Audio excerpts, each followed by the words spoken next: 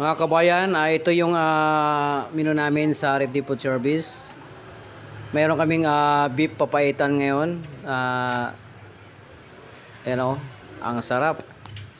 Pipilahan to mamaya mga kabayan, mga 11:30 ubos na. Ito naman yung pork chopstick. Wow, sarap nitong pork chopstick din oh.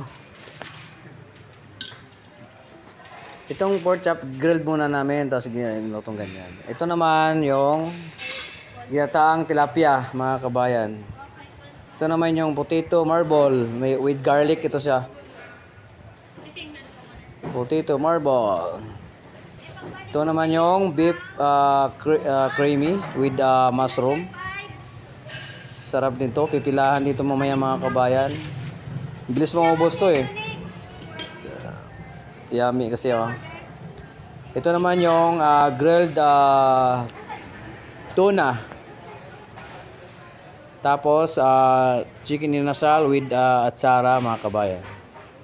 Ito naman yung pork with mushroom. Pork with mushroom mga kabayan. Ito naman yung beef stick. Beef stick. Malambot yung beef namin mga kabayan.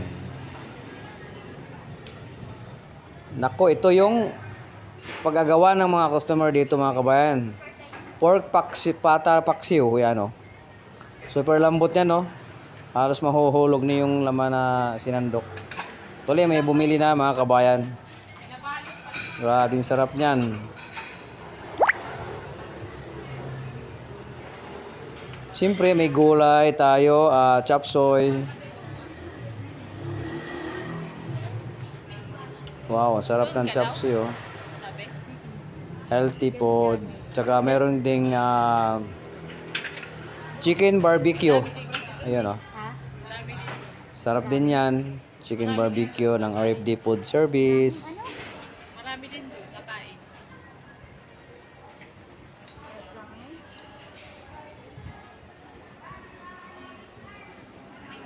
At mayroon ding paksiw na bangos.